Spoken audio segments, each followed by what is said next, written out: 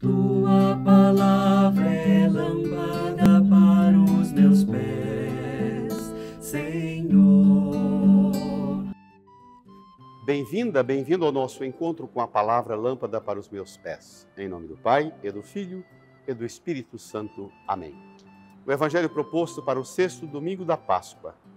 Poderíamos dizer, as horas que antecedem a realização da plena entrega de Jesus em sua vida e missão entre nós. O Evangelho de João, capítulo 14, versos 23 a 29. Naquele tempo disse Jesus a seus discípulos: se alguém me ama, guardará a minha palavra, e o meu Pai o amará, e nós viremos e faremos nele a nossa morada. Quem não me ama, não guarda a minha palavra. E a palavra que escutais não é minha, mas do Pai que me enviou. Isto é o que vos disse enquanto estava convosco. Mas o defensor, o Espírito Santo, que o Pai enviará em meu nome, ele vos ensinará tudo e vos recordará tudo o que eu vos tenho dito. Deixo-vos a paz. A minha paz vos dou, mas não a dou como o mundo. Não se perturbe, nem se intimide o vosso coração. Ouvistes que eu vos disse: vou, mas voltarei a vós. Se me amasseis, ficaríeis alegres, porque vou para o Pai, pois o Pai é maior do que eu. Disse-vos isto agora, antes que aconteça, para que, quando acontecer, vós acrediteis. Esse trecho do Evangelho deste domingo, que antecede a solenidade da Ascensão do Senhor, a sua volta para junto do Pai, é uma cena que acontece lá na Quinta-feira Santa, depois de Jesus tomar a ceia com os discípulos, lavar-lhe os pés, instituir, como domingo passado vimos, o mandamento novo do amor. Agora, ele dirige umas palavras de consolo aos discípulos e desenvolve uma longa teologia da despedida e, por que não dizer, uma longa teologia da culminância de sua missão entre nós. O capítulo 13 a 17 é o longo discurso de despedida de Jesus. No capítulo 13, no versículo 31, o diálogo supremo que vimos domingo passado, a instituição do mandamento novo. No capítulo 14, no versículo 1, vou preparar-vos um lugar, e quando eu tiver ido, voltarei e levarei para que vós estejais comigo. 14, 5, a promessa do Espírito Santo. E agora temos aqui esse texto. Jesus dirige uma série de pares. Se alguém me ama, guardará a minha palavra, e o meu Pai o amará. E nós viremos e faremos nele a nossa morada. Os pares: ama, guarda, conhece, pratica, escuta, guarda, escuta, crê, ama, obedece, faz a vontade, é amado, ama, guarda, guarda, é amado. São pares que se repetem nesse longo discurso de despedida, que vai do capítulo 13 até o 17. No capítulo 18, verso 1, é propriamente a prisão de Jesus. Esta relação de obediência é expressão do amor e da fé. Só pela obediência, pois ela permite conhecer o amor do Pai, mediante a pessoa e a obra de Cristo. Portanto, se alguém me ama, guarda a minha palavra, meu Pai o amará, e nós viremos e faremos nele a nossa morada. As promessas extraordinárias do Antigo Testamento. Salomão, na inauguração do templo, introduzindo a Arca da Aliança no templo, Salomão faz um desabafo apaixonado para Deus. No capítulo 1 do livro dos Reis,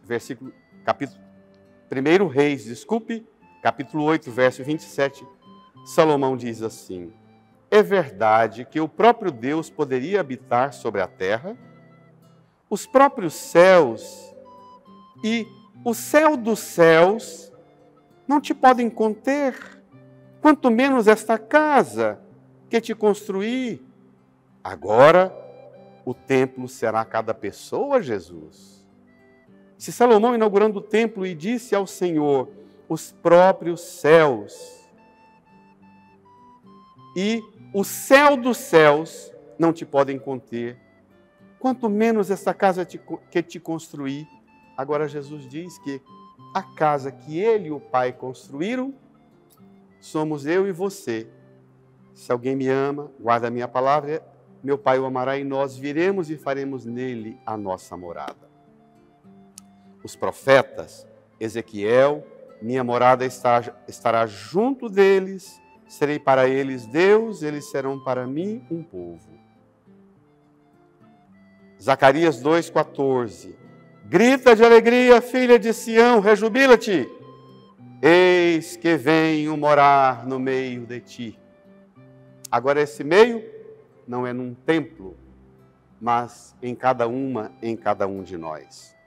Na teologia da primeira leitura, da segunda leitura deste domingo, do livro do Apocalipse, o menino João vê a Nova Jerusalém descendo e não vi na cidade templo, pois o templo é o próprio Senhor, Deus Todo-Poderoso e Cordeiro. A cidade não precisa de luz, não precisa de sol, nem de lua que a ilumine, pois a glória de Deus é a sua luz e a sua lâmpada é o Cordeiro. No Salmo, nós rezamos assim: que Deus nos dê a sua graça e sua bênção e sua face resplandeça sobre nós. Salmo 66, versículo 2 deste domingo. Sua face resplandeça sobre nós. A partir de agora, as mediações todas são consideradas em segundo plano, diante da realidade suprema que Jesus apresenta.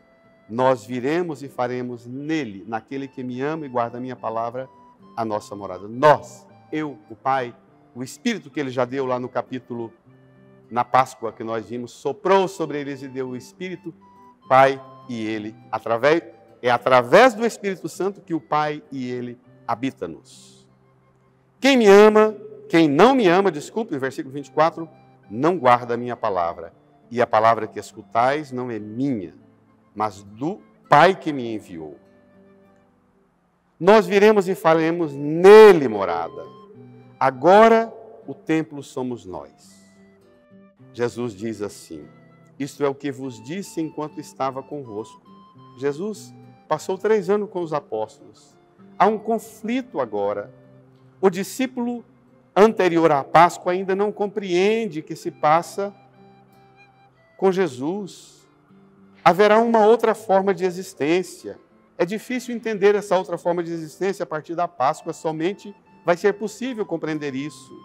Outra forma, outro modo de conhecimento.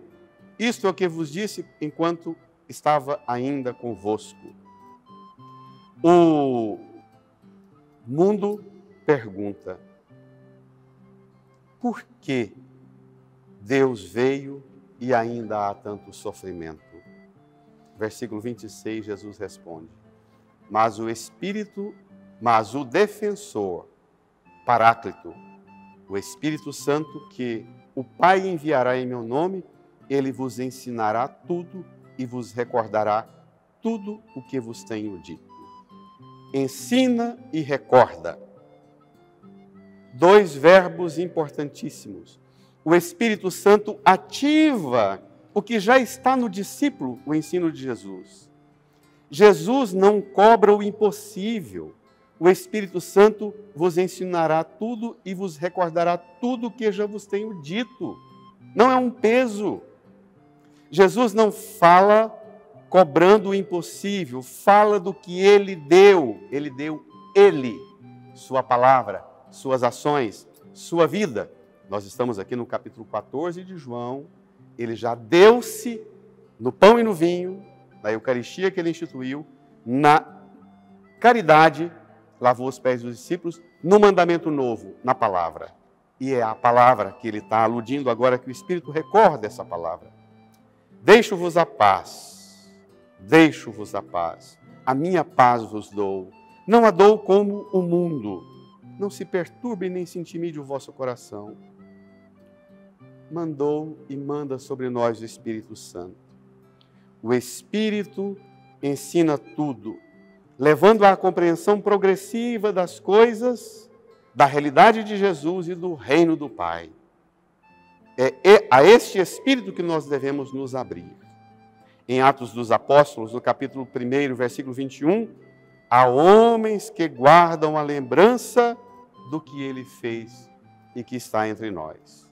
O Espírito penetra-nos e faz-nos alcançar a significação profunda, original, das intenções de Jesus, das expectativas de Jesus, e não as nossas. Lembrem-se de domingo passado, Judas saiu do cenáculo, decepcionado com as expectativas de Jesus e da igreja. O Espírito penetra-nos e faz-nos alcançar a significação profunda, a significação original das intenções de Jesus, das expectativas de Jesus. No pensamento que Jesus apresenta para nós, nós precisamos perseverar nessa caminhada da sua paixão, da sua entrega, para que a iluminação pascal, a luz pascal, ilumine a realidade da paixão. É a luz da Páscoa que esclarece a paixão e é a paixão que dá o sentido e a plena significação da glória pascal. Ouvistes que eu vos disse, vou, mas voltarei a vós. Esta expressão caríssima para a igreja, vou, mas voltarei a vós. Disse Jesus aos apóstolos, Bento XVI, entre a ida e a volta de Cristo está o tempo da igreja, que é o corpo de Cristo. Estão esses 2000 anos transcorridos até agora. Tempo da igreja, tempo do Espírito Santo. O Espírito é o mestre que forma o discípulo. Faz o discípulo recordar-se de Jesus. Educa o discípulo para escutar a palavra de Jesus, a fim de contemplar a face de Jesus. Tão bonito isso. A paz que eu vos dou não é a paz que o mundo dá. No pensamento de João, Jesus diz assim, se me amasseis, ficaríeis alegres porque vou para o Pai, pois o Pai é maior do que eu. Isso não significa que se trata de uma relação inferior de Jesus com o Pai. No pensamento joanino, não se trata da relação pai e filho, mas da realidade que vem.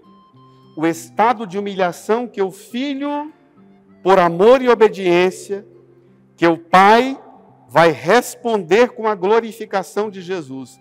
Glorificação que é a única, verdadeira e eterna fonte de bens para os discípulos. Bens espirituais para a igreja. O Pai é maior do que eu, está na linha da humilhação e da obediência do Filho até o fim. Preparemos-nos para a subida de Jesus ao Pai, alegremos-nos com sua partida, ele parte para ficar mais perto de nós. Até a próxima.